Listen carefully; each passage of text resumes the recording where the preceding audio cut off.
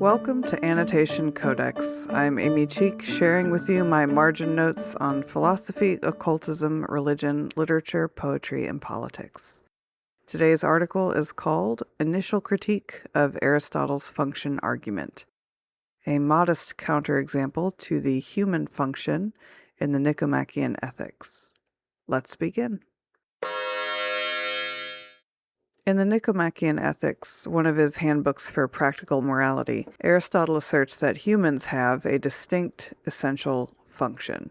He almost exclusively bases this intuition on the observations that types of humans, a flute player, a sculptor, or any artist, have distinct functions, and even individual parts of the body, eye, hand, foot, have distinct functions. You can find this in Book 1, Chapter 7 of the Nicomachean Ethics. The word he uses for function is ergon, which could also be translated to work or task. The word implies activity, which is a connotation that I will be relying on heavily for my Icarian rebuttal. After providing examples of various existing functions, he asserts that whether or not anything is a good version of its type depends on whether or not it executes its function well. He designates as the human function the ability to behave according to the application of reason. So a good version of a human is one who applies their reason excellently to live out nobility and virtue. I sympathize with the function argument, as science mostly focuses on defining things by what they do. Gravity is the force that holds things to the earth. A planet is a celestial body that orbits a star, etc. However, while Aristotle provides examples of types of humans that have action-verb functions, a sculptor sculpts, there are types of humans that don't have active functions, but rather are defined by their state of being, such as daughters and sons. A daughter is a female person who is descended from two parents, and a son is a male person descended from two parents. We shouldn't say these children are persons that descend, active verb, from their parents because they exist passively. They did not do the work to create themselves, nor did they choose to exist, and they don't have to take any action themselves to maintain their status of being a daughter or son.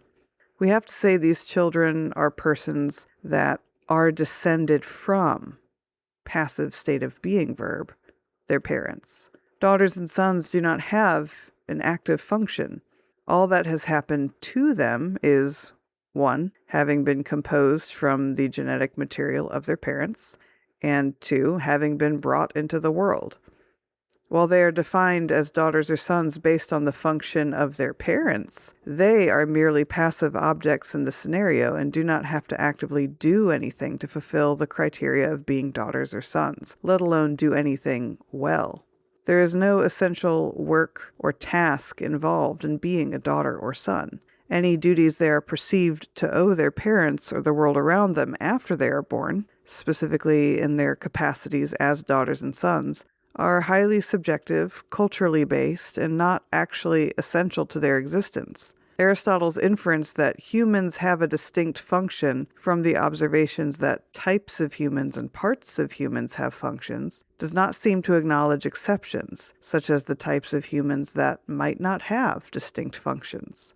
This doesn't completely overturn the idea of there being a human function, but it at least raises an exception where Aristotle did not acknowledge any. My final point of disagreement with the function argument is similar to my issues with Kant. I'm not sure there is a one-size-fits-all goal or aim for all human lives. Aristotle's eudaimonia, which is often conceptualized in English as human flourishing, comprehensive happiness or fulfillment, is only accessible through his human function of reason.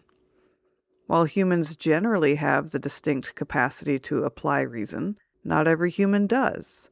Young children, people with cognitive disabilities, or people with malevolent personality disorders don't have the capacity to reason toward virtue or to reason exceptionally well, and in some situations they may never develop it. Such people would therefore be excluded from the fulfillment of the human function, and thus Aristotle's notion of happiness. Personally, I would prefer an approach to human flourishing that is not dependent upon one's rational abilities, so that human flourishing could be more broadly attainable to all humans who exist. I unfortunately don't have any counterproposal yet, but I suspect that I'll never be happy with any absolute standard that some humans never even have the chance to attain. I admire occupational therapists who develop accommodating frameworks for disabled clients so that they can still thrive in their own way, even if their version of what it means to thrive is not consistent with that of someone who is more typically abled. I would hope a similar philosophical approach could exist, and maybe that's where I'm headed next in my ethical journey.